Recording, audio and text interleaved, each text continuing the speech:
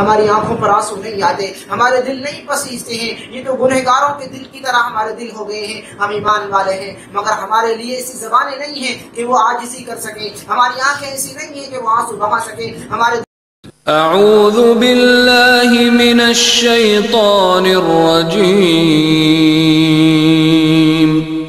بسم اللہ الرحمن الرحیم۔ الحمد للہ رب العالمین والصلاة والسلام علی سید الانبیاء والمرسلین وعلی آلہ واصحابہ اجمعین ومن تبعهم بإحسان الی یوم الدین وبعد۔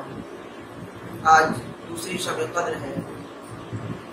اور انشاءاللہ ہم قرآن مجید کی کچھ آیات آپ کے سامنے رکھیں گے، جو ان آیات میں اللہ رب العالمین نے پیغام دیا ہے، جو ہم اور آپ کے لیے سبق دیا ہے، اس کو ہم انشاءاللہ پڑھیں گے، اس میں غور و فکر کریں گے اور اس میں ہمارے لیے جو سامان ہے اسے حاصل کرنے کی کوشش کریں گے۔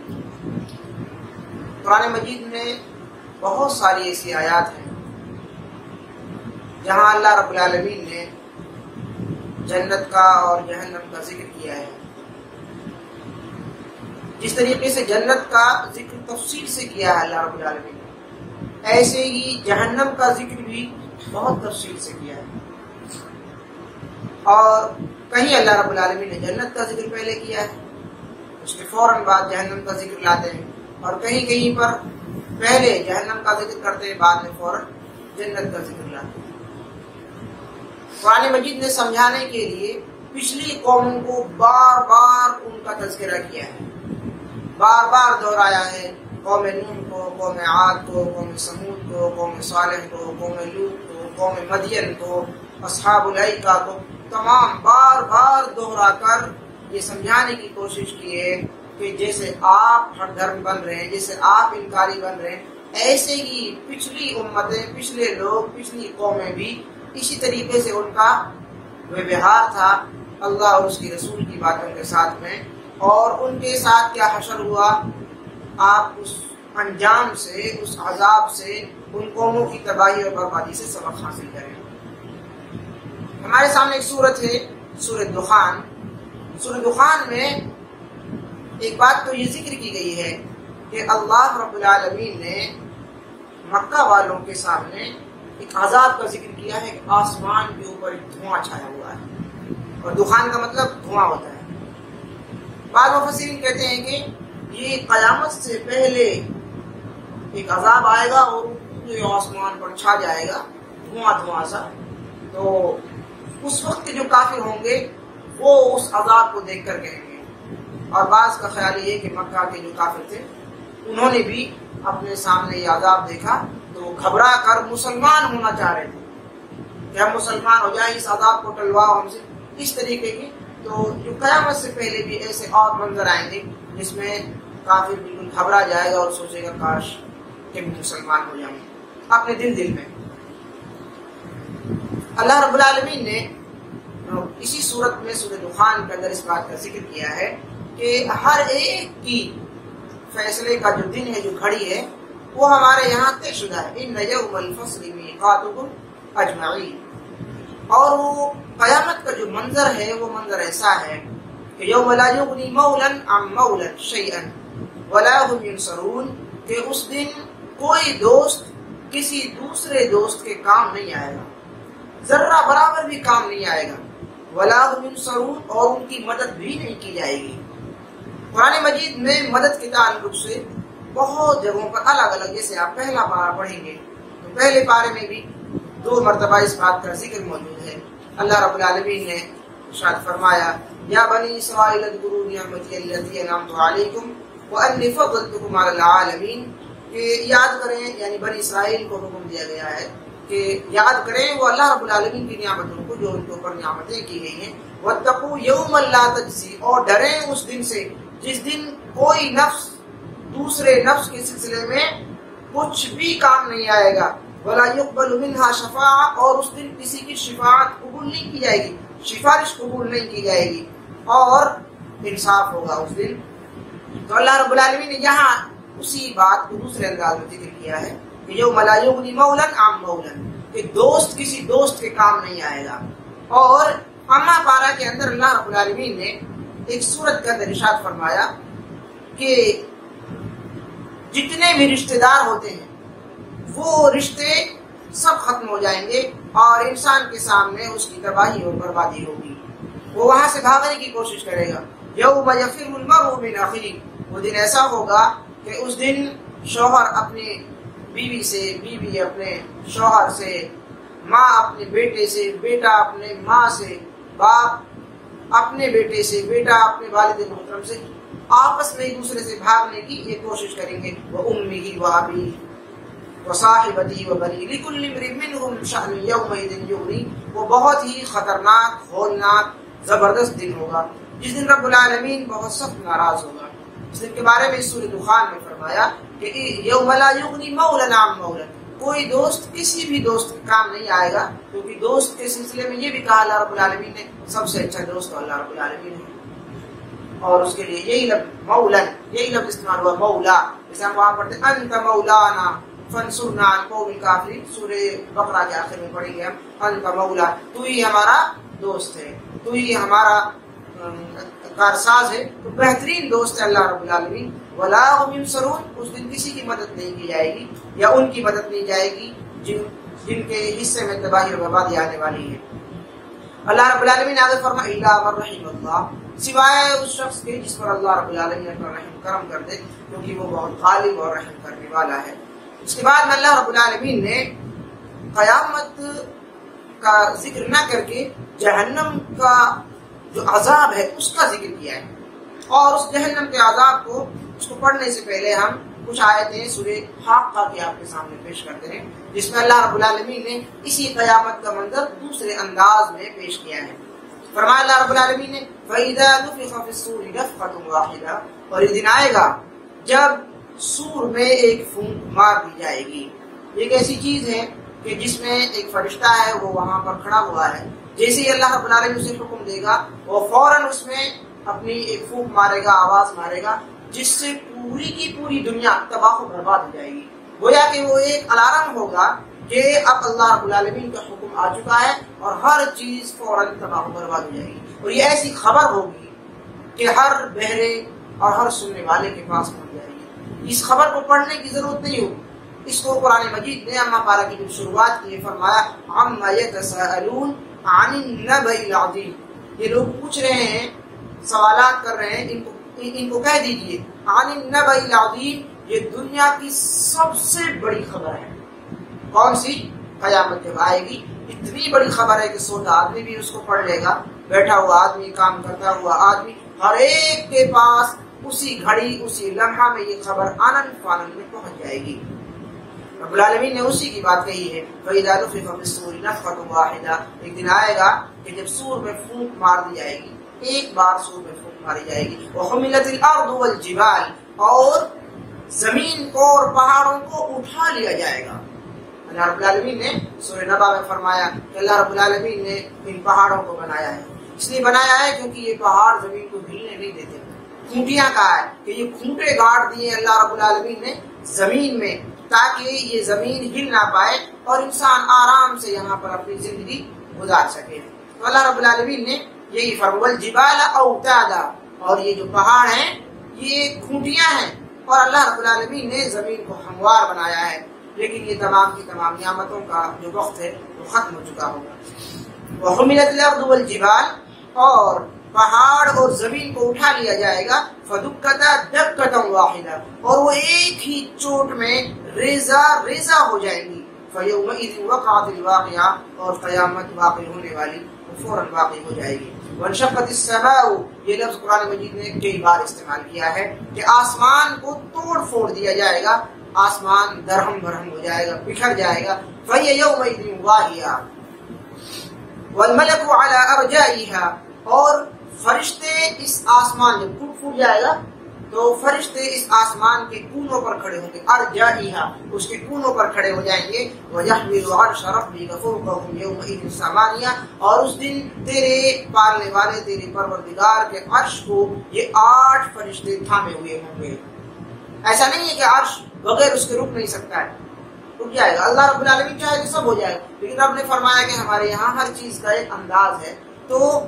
آسمان کے کناروں پر کھڑے ہو کر 8 فرشتے اس عرش کو تھامے ہوئے ہوں گے. فَيَوْمَئِذٍ تُعْرَضُونَ، اور انسانوں کے سامنے پیش کر دیے گی، انسان سامنے پیش کر دیے جائیں گے. لَا تَخْفَى مِنْكُمْ خَافِيَةٌ، اور انسانوں کا کوئی بھید، کوئی بھی راز ان سے چھپایا نہیں جائے گا، ان کے سامنے بالکل کلیئر کر دیا جائے گا.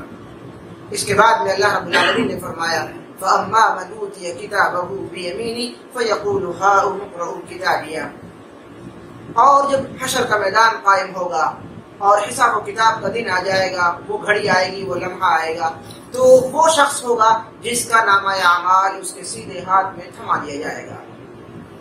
جس کے ہاتھ میں سیدھے ہاتھ میں آیا فیقول، وہ کہے گا ہاؤم اقرؤوا کتابیہ، لو آؤ آؤ میرے پاس آؤ، میرا نامہ اعمال مجھے مل چکا ہے. اقرؤوا، اسے پڑھو، کتابیہ، یہ میرا نامہ اعمال ہے، اس کو پڑھ کر دیکھو. انی ظننت انی ملاق حسابیہ، اور مجھے پکا یقین تھا اللہ رب العالمین سے اس حساب و کتاب کے بارے میں کہ یہ مجھے اچھا ہی ملے گا. دیکھو آج مجھے سیدھے ہاتھ میں مل گیا ہے. اس سے کہا جائے گا فہو فی عیشۃ راضیہ، خوشی والی، عیش و آرام والی، خوش کر دینے والی اس جنت کے اندر تو داخل ہو جا. فی جنت عالیہ، جو بلند بالا خانے ہیں، جس کے بلند بلڈنگیں، بلند اس کے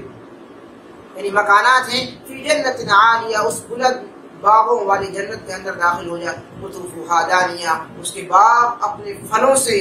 جھک رہے ہوں گے. کلوا واشربوا، کہا جائے گا کھاؤ پیو، ہنیئا، مزے لے لے کر، بما اسلفتم فی الایام الخالیہ، یہ آپ کو اس لیے دیا جا رہا ہے کیونکہ جو کچھ آپ اپنی زندگی میں، پرانی زندگی میں کر کے آئے ہیں، ان کا یہ بدلہ ہے آپ کے لیے، اور آپ اس جنت کے اندر ہمیشہ ہمیشہ کے لیے داخل ہو جائیے. اللہ رب العالمین نے یہ ایک منظر کھینچا ہے جو حشر کے میدان کا منظر ہے، اور یہ منظر بار بار قرآن مجید میں جو آتے ہیں، یہ اس لیے بھی کہ ہم آخرت کی تیاری کریں، آخرت کے تعلق سے غفلت نہ برتیں، آخرت کی تیاری کے تعلق سے جو کوتاہیاں، جو کمیاں ہم سے ہو رہی ہیں، ان کو ہم ختم کر دیں. اس کے بعد اللہ رب العالمین فرمایا سورہ حاقہ کے اندر ہی وَأَمَّا مَنْ أُوتِيَ كِتَابَهُ بِشِمَالِهِ، یہاں جو پہلے جو سیدھے ہاتھ کا لفظ آیا ہے اس میں لفظ استعمال ہوا بیمین، یعنی یمین کہتے ہیں سیدھے ہاتھ کو. اور اللہ رب العالمین نے حدیث پاک میں آیا ہے کہ اللہ رب العالمین کے 2 ہاتھ ہیں اور وہ دونوں سیدھے ہیں. یمین ہے، وہ الٹا ہاتھ نہیں ہے اللہ رب العالمین کے. اب وہ کس انداز میں ہے، ہمارے سامنے اس کی کوئی مثال نہیں ہے. لیس کمثلہ شیء، اس کی کوئی مثال بیان نہیں کی جا سکتی. کفوا احد، اس کے ہمسر، اس کے برابر کوئی نہیں ہے. ولم یکن لہ کفوا احد، اس کے برابر کوئی نہ مثال ہے، نہ کوئی نظیر ہے، نہ کوئی دے سکتا ہے مثال. وہ بہت الگ ہے، انسانوں کی سوچوں سے بہت پرے ہے. اور ایک جگہ اللہ رب العالمین نے اپنے غضب کا ذکر کیا ہے سورہ زمر کے اندر. اللہ رب العالمین نے فرمایا وما قدر اللہ حق قدری، اور اللہ رب العالمین کی جتنی قدر کرنی چاہیے تھی لوگوں نے اتنی قدر نہیں کی. والارض جميعا، اور تمام کی تمام زمینوں کو اللہ رب العالمین قبضتہ، اپنے ہاتھ میں، اپنی مٹھی، یعنی قبضتہ بولتے ہیں مٹھی کو، قبضتہ یوم القیامہ، قیامت کے دن اپنی مٹھی میں، مقویات بیمینی، اپنے سیدھے ہاتھ میں تمام 7 آسمانوں کو اللہ رب العالمین لپیٹ لے گا. یہ اللہ رب العالمین کی غضب کی ایک اندازہ ہے، ایک مثال ہے کہ والارض جميعا، تمام کی تمام زمینوں کو، قبضتہ یوم القیامہ، قیامت کے دن، والسماوات، وہ تمام آسمانوں کو، مطویات بیمینی، اپنے سیدھے ہاتھ میں لپیٹ لے گا. یہی ایک آواز ہے جس آواز کو بلند کیا جاتا ہے اللہ اکبر. اللہ سب سے بڑا ہے، اتنا بڑا ہے کہ وہ 7 آسمانوں کو اپنے سیدھے ہاتھ میں لپیٹنے کی طاقت رکھتا ہے، قدرت رکھتا ہے. اور اس نے فرمایا ہے کہ میں 7 آسمانوں کو اپنے ہاتھ میں لپیٹ لوں گا. کتنا بڑا ہاتھ ہوگا، اس کی مثال تو بہت دور کی بات ہے، ہم تصور بھی نہیں کر سکتے کہ وہ ہاتھ کتنا بڑا ہوگا. پھر انسان یہ سوچنے لگے کہ اللہ رب العالمین کتنا بڑا ہے. تو اللہ رب العالمین آخرت کے دن اپنے غضب و غضب میں ہوگا اور انسانوں کی وہاں ذرہ برابر بھی نہیں چلے گی. وَأَمَّا مَنْ أُوتِيَ كِتَابَهُ بِشِمَالِهِ، اسی حشر کے میدان میں جہاں نامہ اعمال حساب و کتاب ہو رہا ہوگا، فرما اللہ رب العالمین نے ایک شخص ایسا ہوگا جس کے الٹے ہاتھ میں یہ نامہ اعمال تھما دیا جائے گا. جس کے الٹے ہاتھ میں آئے گا فَيَقُولُ، وہ بھی چلائے گا اور کہے گا یا لیتنی لم اوت کتابیہ، کاش میرے سامنے یہ نامہ اعمال نہ آیا ہو، میں اس کے پاس نہ آتا، یہ میرے پاس نہ آتا، میں دیکھتا ہی نہیں اسے، وَلَا مَدْرِي مَا حِسَابِي، اور میں جانتا ہی نہیں اس بات کو کہ حساب و کتاب بھی کوئی چیز ہے، میں جانتا ہی نہیں اس بات کو، اس کے تعلق سے مجھے کوئی خبر ہی نہ دی جاتی، یا لیتہا کانت القاضیہ، اور یہ فیصلے کا دن نہ آتا ہے کاش، ما اغنی عنی مالیہ، کتنا ہولناک کتنا خطرناک دن ہے کہ اس دن میرا مال بھی کچھ کام نہ آیا، ہلک عنی سلطانیہ، وہ میرا بادشاہت کا، امیری کا، اور وہ زمین میں اکڑ کر چلنے کا جو انداز تھا، ہلک عنی سلطانیہ، وہ سلطان بننا، بادشاہ بننا، وہ کچھ بھی کام نہ آیا، خذوہ، یہ ابھی وہ گھبرا رہا ہوگا، سوچ رہا ہوگا، اور وہ چلا رہا ہوگا۔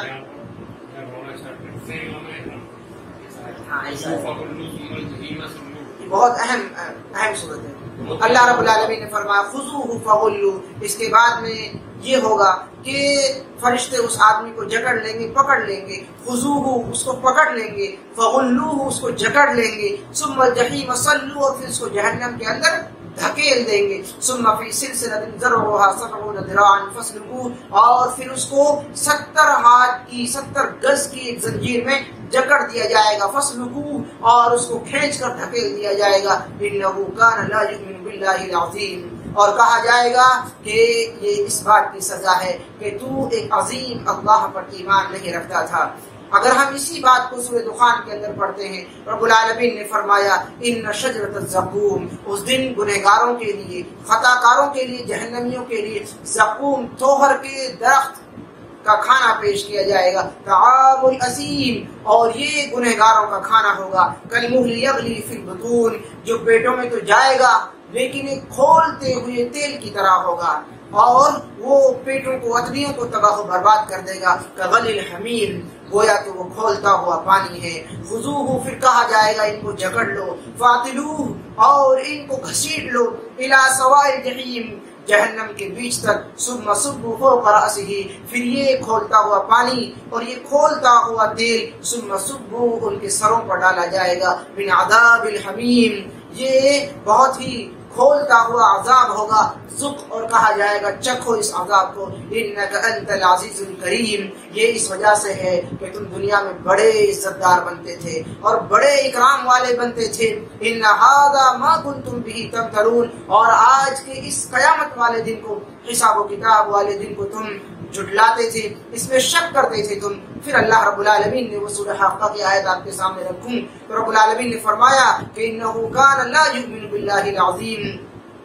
اللہ رب العالمین عظیم پر تم ایمان نہیں لا پائے، ولا یحض علی طعام المسکین، اور مسکین کو تم کھانا نہیں کھلاتے تھے، فلیس لہ الیوم ہاہنا حمیم، اور آج تمہارا کوئی دوست تمہارے کام نہ آیا، ولا طعام الا من غسلین، آج تمہیں یہ پیپ کا جو جہنمیوں کے جسم سے رس رہا ہے، یہ اس پیپ کو پلایا جائے گا، یہی ان کا کھانا ہوگا، لا یأکلہ الا الخاطئون، اور یہ گنہگاروں کا کھانا ہوگا، کسی اور کا نہیں ہوگا۔ آج ہم بھی گنہگار ہیں، ہم بھی خطا کار ہیں، ہمارے اندر بھی بے شمار غلطیاں ہو گئی ہیں، ہماری عادتیں بن گئی ہیں گناہ کرنے کی، گناہوں میں ڈوبنے کی، گناہوں سے ہمیں لذت محسوس ہونے لگی ہے، ہم قرآن کو، حدیث کو، دین کے کاموں کو چھوڑ چکے ہیں، ہم بحث و مباحثے میں رہتے ہیں، جبکہ بحث و مباحثہ دین کے اندر نہیں ہے، بلکہ یہ تو دلیلوں کے ساتھ ہے، قرآن کے ساتھ ہے، حدیث کے ساتھ ہے۔ سورہ دخان کی آخری آیت اللہ کے رسول صلی اللہ علیہ وسلم نے مکے والوں کے سامنے جو پڑھ کر سنائی، فرمایا فارتقب، اے لوگوں، رب نے فرمایا کہ اے نبی تو انتظار کر، اور انہم مرتقبون، اور ان سے کہہ دے کہ یہ بھی انتظار کریں، ایک دن آنے والا ہے جس دن یہ عذاب بھی آ جائے گا جس کا تم انتظار کر رہے ہو، اور ہمارا حساب و کتاب بھی ہوگا، پھر ہر ایک نیکی ہمارے سامنے لا کر رکھ دی جائے گی، ہر ایک کا نامہ اعمال کھول دیا جائے گا، اقرأ کتابک کفی بنفسک الیوم علیک حسیبا، کہا جائے گا اپنے نامہ اعمال کو پڑھ، اس میں ہر ڈھکا چھپا تمام گناہ اور تمام نیکی اس کے اندر لکھی ہوئی ہے، اور انسان یہی کہے گا کہ یہ کیسا نامہ اعمال ہے، اس کے اندر سب کچھ لکھا ہوا ہے۔ جو شک کرتے تھے قبر کے اٹھنے کے سلسلے میں، جو قبر کے سوال و جواب کے سلسلے میں شک کرتے تھے، جو قرآن میں شک کرتے تھے، جو نبی کریم صلی اللہ علیہ وسلم کے بارے میں شک کرتے ہیں یا کرتے تھے یا کریں گے آگے، ان تمام کے لیے تباہی اور بربادی کا دن ہے۔ الیوم نختم علی افواہہم وتکلمنا ایدیہم وتشہد ارجلہم بما کانوا یکسبون۔ وہ دن آئے گا، اس دن زبانوں پر مہر لگا دی جائے گی اور زبان نہیں بول پائے گی، اس دن ہاتھ گواہی دیں گے، اس دن انسان کے وتشہد ارجلہم پیر گواہی دیں گے اور یہ جواب دیں گے کہ یہ انسان چوری کرتا تھا، یہ انسان جھوٹ بولتا تھا، یہ انسان حرام کی کمائی کھاتا تھا، دھوکہ دیتا تھا، یہ انسان نام کے لیے روزہ رکھتا تھا، نام کے لیے نماز پڑھتا تھا، نام کے لیے زکوٰۃ دیتا تھا، ریا دکھاوا اس کے اندر کوٹ کر بھرا ہوا تھا۔ یہ ڈرتا تھا تو اپنے خاندان سے، ڈرتا تھا تو اپنے گھر والوں سے، یہ ڈرتا تھا تو اپنے لیے اپنے فائدے کے لیے، لیکن جب اللہ کا نام آتا حکمتیں اختیار کر لی جاتی اور مصلحتیں سامنے آ جاتی۔ ابھی تو ایسا موقع نہیں آیا ہے، ابھی یہ معاملہ نہیں ہے، ابھی تھوڑا پیسہ کما لیں، ابھی اور حالات بنا لیں، ابھی اور موسم بنا لیں۔ اس طریقے سے اپنی پوری کی پوری زندگی کو انسانوں نے ختم کر دیا اور یہ پوری کی پوری زندگی ختم ہو گئی اور انسان کے سامنے یہ دن آ گیا، الہاکم التکاثر حتی زرتم المقابر، کہ انسان مال کے لالچ میں آ کر، مال کے حرص میں آ کر اتنا ڈوب جاتا ہے کہ الہاکم التکاثر حتی زرتم المقابر، یہاں تک کہ وہ قبرستان پہنچ جاتا ہے۔ مال کی لگن، مال کی ہوس اور مال کی تڑپ انسان کو اتنا بیکار کر دیتی ہے کہ وہ گناہوں سے اپنے آپ کو بالکل ایسا لگا لیتا ہے اور نیکیوں سے بالکل اپنے آپ کو دور کر لیتا ہے۔ ایسے ہی شخص کے بارے میں قرآن مجید نے فرمایا ہے، هل اتاک حدیث الغاشیہ وجوہ یومئذ خاشیہ، اس دن جو گنہگار لوگ ہوں گے، عاملۃ ناصبہ، اور ایسے گنہگار ہوں گے جنہوں نے نیکیاں کرتے کرتے ان کی پیشانیاں جھک گئی ہیں، پیشانیوں پہ داغ پڑ گئے ہیں، اتنے سجدے کیے، اتنا ذکر و اذکار کیا ہے انہوں نے، عاملۃ ناصبہ، ان کی پیشانیوں پر داغ ہے، نشان پڑ گئے ہیں، ان کے بارے میں کہا جائے گا تصلی نارا حامیہ، اسے دہکتے ہوئے انگاروں میں دھکیل دو۔ اس کی کوئی نیکی قبول نہیں ہے، اس کا کوئی عمل قبول نہیں ہے، تو نیکیاں کر لینا یہ کافی نہیں ہے، بلکہ نیکی اچھے طریقے سے کرنا۔ ہم دودھ پی لیں اور ہم کوئی اچھا کھانا کھا لیں، لیکن اگر وہ صحیح سے اس میں وٹامن نہیں ہے اور وہ صحیح سے پورے طریقے سے تیار نہیں ہوا ہے، یقینی طور پر کوئی بھی غذا ہمیں فائدہ نہیں دے سکتی ہے۔ میرا بات ہے کہ اللہ رب العالمین کا جب حکم آتا ہے تبھی انسان کو فائدہ ملتا ہے، لیکن ویسے بھی اگر ہم دنیاوی اعتبار سے دیکھیں تو کوئی چیز فائدہ اس وقت تک نہیں دیتی ہے جب تک کہ اس کے طور طریقے کے مطابق، اس کے پرہیز کے ساتھ، اس کے ٹائم ٹیبل کے ساتھ میں اسے مکمل طریقے سے حاصل نہ کیا جائے، اسے مکمل طریقے سے استعمال نہ کیا جائے۔ اسی لیے ایسے لوگوں کے بارے میں جن کی پیشانیاں جھک کر بالکل تھک چکی تھی، یہ تھکنے کا لفظ ہے، عاملۃ ناصبہ کہا گیا، تصلی نارا حامیہ، ایسے لوگوں کے بارے میں کہا جائے گا ان کو پکڑو اور اس دہکتے ہوئی انگاروں والی جہنم کے اندر ڈال دو۔ الہاکم التکاثر، تو مال کی لالچ، عہدہ اور ان تمام چیزوں کا لالچ ہمیں قبرستان تک لے جاتا ہے۔ اللہ رب العالمین نے بڑے پیار بھرے انداز میں سمجھایا ہے، بہت ہی قریب ہو کر انسان کو سمجھایا ہے، کلا سوف تعلمون، ہرگز نہیں ہے انسان، ان قریب تو جان لے گا، ثم کلا سوف تعلمون، پھر دوبارہ کہا ہے۔ ایک ہی بات کو دوبارہ کہنا یہ آسان نہیں ہے، ایک بات کو دوبارہ وہی کہتا ہے جو آپ کا بہت قریبی ہو، آپ سے جس کا لگاؤ ہو، جو آپ سے سچی محبت کرتا ہو، جو آپ کو بچانا چاہتا ہو، جو آپ کا ہمدرد ہو، جو آپ کا رفیق ہو، جو آپ کا خیر خواہ ہو، جو آپ کو اچھائی کے ساتھ دیکھنا چاہتا ہے، جو آپ کو تڑپتا ہوا، جو آپ کو پریشان دیکھنا نہیں چاہتا ہے۔ رب العالمین سے زیادہ کون رحیم ہو سکتا ہے؟ رب العالمین سے زیادہ کون غفور رحیم ہے؟ بندے کے لیے سب سے زیادہ خیر خواہ اللہ رب العالمین ہے۔ اس نے ہزاروں مثالیں پیش کی ہیں، سینکڑوں طریقے اپنائے ہیں انسان کو سمجھانے کے لیے۔ یہاں پر بھی اللہ رب العالمین ایک بات کو کئی بار ذکر فرما رہا ہے، فرمایا کلا سوف تعلمون، ہرگز نہیں، ان قریب تو جان لے گا انسان جو تو مال کے پیچھے پڑا ہے اور یہاں تک کہ تیری موت آ گئی، تجھے لوگ قبرستان لے جا رہے ہیں۔ ثم کلا سوف تعلمون، پھر فرمایا، پھر آپ کے سامنے یہ بات رکھی جا رہی ہے، پھر کہی جا رہی ہے یہ بات کلا سوف تعلمون، ہرگز نہیں قریب تو جان لے گا اس بات کو۔ جیسے کہ ہم کسی دوست سے بار بار پلٹ پلٹ کر کہتے ہیں مان لے میری بات کو، اے دوست مان لے میری بات کو، پھر بتا رہا ہوں میں تمہیں کہ مان لے میری بات کو، بہت بہت پچھتائے گا اگر تم نے یہ بات نہیں مانی، بہت غلط راستہ تم نے چنا ہے، بہت غلط راستے پر تو جا رہا ہے۔ تو رب العالمین ایک ہی بات کو بار بار دہرا رہا ہے کلا سوف تعلمون ثم کلا سوف تعلمون کلا لو تعلمون علم الیقین، کہ ان قریب تو جان لے گا، پھر کہا ان قریب تو جان لے گا، پھر کہا ہرگز نہیں اگر تو تعلمون علم الیقین، ایک دن آئے گا کہ تو یقین کا علم تجھے حاصل ہو جائے گا، موت کا فرشتہ تیرے سامنے آ جائے گا اور تیری روح قبض کرنے کا وقت آ جائے گا، اس وقت تجھے یقین ہوگا کہ کاش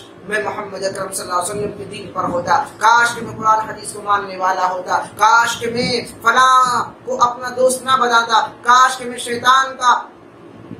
شیطان کے نقش قدم پر نہ چلتا، لَتَرَوُنَّ الْجَحِيمَ، اور پھر وہ جہنم کو دیکھ لے گا اپنی آنکھوں سے، ثُمَّ لَتَرَوُنَّهَا عَيْنَ الْيَقِينَ، اور پھر کہا کہ وہ یقین کی آنکھوں سے علم ہو جائے گا اسے، وہ پورا کا پورا جہنم کو دیکھنے والا ہوگا، اور پھر فرمایا آخر میں ثُمَّ لَتُسْأَلُنَّ يَوْمَئِذٍ عَنِ النَّعِيمِ، اور اس دن تجھ سے اللہ رب العالمین اپنی ایک ایک نعمت کے بارے میں سوال کرے گا۔ نعمتوں کا ذکر تو قرآن مجید میں بے شمار مرتبہ آیا ہے، الگ الگ انداز میں آیا ہے، جانوروں کے سلسلے میں آیا ہے کہ ان سے جانوروں سے تم کتنا فائدہ اٹھاتے ہو، کتنے سے تم اپنے کپڑے بناتے ہو، اور کتنے جانوروں کا تم کھانا کھاتے ہو، کتنے ہی جانور ہیں جو تمہاری سواری کے کام آتے ہیں، تم میں سے ہی تمہارے جوڑے بنائے ہیں، اور تم میں سے ہی ایسے تمہارے یعنی بچے بنائے ہیں، اور کسی کو رب العالمین بچے اور بچی دونوں دیتا ہے، اور کسی کو 5 رکھ دیتا ہے، کسی کو لڑکیاں ہی لڑکیاں، کسی کو لڑکے دیتا ہے، یہ سب رب العالمین کی نعمتیں ہیں اور نشانیاں ہیں رب العالمین کی۔ نشانیوں کو اللہ رب العالمین نے قرآن مجید میں بہت مرتبہ ذکر فرمایا ہے، مکھیوں کے بارے میں شہد کی مکھی کا ذکر ہے، چونٹی کا ذکر ہے، ان تمام چیزوں کا ذکر کرتے کرتے رب العالمین نے بہت تفصیل سے نعمتوں کو ذکر فرمایا، بار بار لفظ استعمال کیا ہے ان فی ذلک لآیہ، اس میں نشانیاں ہیں عقل مند کے لیے، غور و فکر کرنے والوں کے لیے نشانیاں ہیں، اور علم حاصل کرنے والوں کے لیے، عمل کرنے والوں کے لیے، نصیحت قبول کرنے والوں کے لیے اس میں نشانیاں موجود ہیں۔ آپ 14واں پارہ پڑھ کر دیکھیں، اسی طریقے سے آپ دوسرے پاروں 19واں پارہ پڑھ کر دیکھیں، آپ سورہ انعام پڑھ کر دیکھیں، سورہ مائدہ پڑھ کر دیکھیں، آپ ان سورتوں کو پڑھ کر دیکھیں گے تو آپ کو لگے گا کہ اللہ رب العالمین نے اپنی نعمتوں کا بھرپور ذکر فرمایا ہے۔ سورہ نحل کے اندر اللہ رب العالمین نے ایک جگہ ارشاد فرمایا وَإِنَّ لَكُمْ فِي الْأَنْعَامِ لَعِبْرَةً، اور یہ جانور ہیں جو تمہارے لیے اس میں عبرتیں ہیں، سبق ہیں، نُسْقِيكُم مِّمَّا فِي بُطُونِهِ، کتنا پیارا انداز ہے رب العالمین کا، نُسْقِيكُم مِّمَّا فِي بُطُونِهِ مِن بَيْنِ فَرْثٍ وَدَمٍ لَبَنًا خَالِصًا سَائِغًا لِّلشَّارِبِينَ، کہ ہم تم کو ان جانوروں کے پیٹوں سے خالص دودھ پلاتے ہیں، اور دودھ کہاں سے آتا ہے؟ فرث ودمن، خون اور گوبر کے درمیان سے ہم خالص دودھ نکالتے ہیں، صاف و شفاف، جو پینے والوں کو بڑا مزہ دیتا ہے، اس میں غذا ہے، اور پھر بہت سارے پھلوں کا ذکر کیا اور مکھی کا ذکر کیا، اور فرمایا کہ اسی طریقے سے اللہ رب العالمین تمام لوگوں کو یعنی پیدا کرتا ہے، پھر ان کو جوان بناتا ہے، اور پھر ان کو ایسی عمر پر پہنچا دیتا ہے جہاں پر وہ بالکل جو لاغر عمر ہے، ایسی عمر ہے کہ اس عمر میں کوئی انسان کچھ نہیں کر سکتا، نہ عبادت ہو پاتی ہے، نہ کھانا کھا پاتا ہے، نہ بات کر پاتا ہے، جو علم ہے اس کے پاس اسے بھول جاتا ہے، وہ دوسروں کا محتاج ہو جاتا ہے۔ ایسی عمر سے بھی اللہ کے رسول صلی اللہ علیہ وسلم نے پناہ مانگی ہے۔ تو ان تمام چیزوں کا ذکر ہے قرآن مجید میں، تو قرآن مجید سے سبق حاصل کیا جائے، قرآن مجید کو پڑھا جائے، اور پھر پڑھنے کے بعد میں اس سے سبق حاصل کیا جائے۔ یہی قرآن ہمارے سامنے یہ فیصلہ کر کر بتائے گا کہ اللہ رب العالمین ہی ہے جس کی پوجا ہونی چاہیے، اللہ رب العالمین ہی ہے جس کی عبادت ہونی چاہیے، اللہ رب العالمین کے علاوہ اور کوئی معبود نہیں ہے جس کی عبادت ہو سکے، لہذا اللہ رب العالمین کے علاوہ ہم کسی اور کی عبادت نہ کریں۔ ذالکم اللہ ربکم، یہی ہے تمہارا پروردگار جس کی تم پوجا پاٹ کرو، اور اس کے علاوہ کوئی تمہارا معبود نہیں ہے، کسی نے کسی چیز کو پیدا نہیں کیا ہے بلکہ یہی اللہ ہے جس نے تمہاری تمام چیزوں کو پیدا کیا ہے۔ خالق کل شیء، ہر چیز کا پیدا کرنے والا وہی ہے، لہذا اسی کی عبادت کی جائے، اور وہی نگہبان ہے، اسی کی عبادت کی جائے، اسی کے سامنے جھکا جائے، اسی سے ڈرا جائے، اسی سے مدد مانگی جائے۔ یہ بہت ضروری ہے، اس لیے کہ ہم قرآن مجید کو پڑھتے تو ہیں مگر اس سے سبق حاصل نہیں کرتے، جہاں نعمتوں کا ذکر ہے ان نعمتوں کو ہم حاصل نہیں کرتے۔ چھوٹی جو صورتیں ہیں، جیسے ہم نے آپ کے سامنے بھی سورہ دخان کا ذکر کیا ہے، سورہ دہر کا ذکر کیا ہے، اور اسی طریقے سے سورہ صافات ہے، ان صورتوں کو ہم پڑھ کر دیکھیں۔ ان صورتوں میں سورہ ہود ہے، سورہ ہود بڑی دلچسپ صورت ہے، ان صورتوں کو آپ پڑھیں گے رو دیں گے آپ ان صورتوں کے بارے میں۔ جیسے سورہ ہود ہے، سورہ ہود کے بارے میں آپ صلی اللہ علیہ وسلم نے فرمایا کہ یہ ایسی صورت ہے جس صورت نے مجھے بوڑھا کر دیا ہے، میرے بال سفید کر دیے۔ آپ چھوٹی سی صورت ہے 4-5 پیج کی، آپ اسے پڑھ کر دیکھیں تو آپ کو اندازہ ہوگا کہ رب العالمین نے کس طریقے سے انکار کرنے والوں کو، کس طریقے سے تکبر کرنے والوں کو سمجھایا ہے، اور جن کے بھیجے میں باتیں نہیں داخل ہوتی ہیں، وہ اللہ کو نہیں مانتے، ان کو سمجھایا ہے مثال دے دے کر، اور بات سمجھ میں آ جاتی ہے جب تمام قوموں کا ذکر کر کے اور نصیحت بھرے انداز میں، پیار بھرے انداز میں رب العالمین اپنی بات کو رکھتا ہے، تو یقیناً جس نے ہمیں پیدا کیا ہے اس کی بات انسان کو سمجھ میں آتی ہے، جو ہمارے نفس کے بارے میں جانتا ہے، ہمارے حال کے بارے میں جانتا ہے، ہم کس بات کو سمجھیں گے، کس بات کو نہیں سمجھیں گے، وہ اس بات کو جانتا ہے، کس بات سے ہم نصیحت حاصل کریں گے اور کس بات سے ہمیں نصیحت حاصل نہیں ہوگی، ان باتوں کو اللہ رب العالمین جانتا ہے۔ لہذا ہمیں قرآن مجید کو پڑھنے کی ضرورت ہے، قرآن مجید کو سمجھنے کی ضرورت ہے، قرآن مجید پر عمل کرنے کے ساتھ ساتھ ہم دین پر ثابت قدم ہو جائیں، جیسے کہ اللہ کے رسول صلی اللہ علیہ وسلم نے تمام انبیاء کرام کو ان کی وصیت اور ان کے دین کا ذکر کیا ہے۔ سورہ شورى کے اندر اللہ رب العالمین نے فرمایا شرع لكم من الدين ما وصى به نوح والذي اوحينا اليك وما وصينا به ابراهيم وموسى وعيسى ان اقيموا الدين ولا تتفرقوا فيه كبر على المشركين ما تدعوهم اليه الله يهدي اليه من يشاء ويهدي اليه من يريد۔ ایک چھوٹا سا پیغام ہے یہ، میں انہیں چند آیات کے بعد اپنی بات کو ختم کروں گا۔ اللہ رب العالمین نے فرمایا کہ یہ دین تو اللہ رب العالمین کے بالکل خالص ہے، اس کے ساتھ کسی دوسرے کو آپ اس میں ملائیے نہیں بالکل بھی۔ اس دین کو اللہ رب العالمین، اس شریعت کو، اس قانون کو اللہ رب العالمین نے بنایا ہے، اور نوح علیہ السلام کو اس کی وصیت کی ہے، اس طریقے سے پیارے رسول صلی اللہ علیہ وسلم کو بھی وحی کی ہے، اور اسی طریقے سے وصیت کی ہے ابراہیم علیہ السلام کے لیے، موسیٰ علیہ السلام کے لیے، عیسیٰ علیہ السلام کو بھی اسی دین کی وصیت کی تھی، دین کے بارے میں سمجھایا تھا، اور ان تمام نبیوں نے ان اقیموا الدین، دین کو قائم کیا تھا مضبوطی کے ساتھ، ولا تتفرقوا فیہ، دین کے اندر فرقہ پرستی نہیں کی، بحث کر کے دین میں ملاوٹ نہیں کی، بلکہ ایک دین تھا ان کا تمام لوگوں کا۔ کبر علی المشرکین، مشرکین کو بڑا برا لگتا ہے جب ان کے سامنے یہ بات رکھی جاتی ہے کہ اللہ رب العالمین کی عبادت کرو، کہ جب یہ ایک عبادت کے بارے میں گفتگو کی جاتی ہے تو اللہ رب العالمین کے یہ بندے جو انکاری ہیں یعنی مشرک ہیں، ان کو بڑا برا لگتا ہے۔ اللہ یجتبی الیہ من یشاء، اللہ جسے چاہتا ہے اپنا برگزیدہ بندہ دیتا ہے، ویہدی الیہ من یونیب، اور جو اللہ رب العالمین کی طرف جھکتا ہے رب العالمین اسے ہدایت کی توفیق دیتا ہے، اور جو رب سے بھاگتا ہے رب العالمین اور اسے دور کر دیتا ہے اور اس کو پھٹکار دیتا ہے۔ لیکن جو رب کے سامنے جھکے، رب کی طرف آئے، رب سے ہدایت کی دعا مانگے، رب سے لو لگائے، اپنے گناہوں کی مغفرت کی دعا مانگے، ویہدی، اللہ رب العالمین اور اسے ہدایت دیتا ہے۔ وما تفرقوا الا من بعد، اور کچھ لوگ ایسے ہیں جنہوں نے علم آ جانے کے بعد بھی فرقہ پرستی اختیار کی، دین کے ٹکڑے کر لیے، بغیم بینہم، اور انہوں نے بحث کی، کٹ حجتی کی، اسی وجہ سے دین کے اندر ٹکڑے کیے انہوں نے۔ ولولا کلمۃ، رب العالمین نے ناراض ہو کے فرمایا ہے اگر میری بات پہلے ثابت نہ ہو چکی ہوتی تو میں ان لوگوں کے اوپر اپنا عذاب بھیج دیتا، جلدی بھیج دیتا میں عذاب، لیکن میں نے یہ اپنے قانون میں لکھ دیا ہے، میں نے تقدیر میں لکھ دیا ہے، میری یہ بات پہنچ چکی ہے کہ میں اس قوم کو فلاں وقت تک ڈھیل دوں گا۔ اگر یہ ڈھیل کا موقع نہ دیا ہوتا، میں نے نہ لکھ دیا ہوتا، نہ پیش کر دیا ہوتا، لقضی بینہم، تو میں ان کے درمیان میں فیصلہ کر چکا ہوتا۔ وَإِنَّ الَّذِينَ أُورِثُوا الْكِتَابَ مِن بَعْدِهِ لَفِي شَكٍّ مِّنْهُ مُرِيبٍ، اور یہ لوگ ہیں جو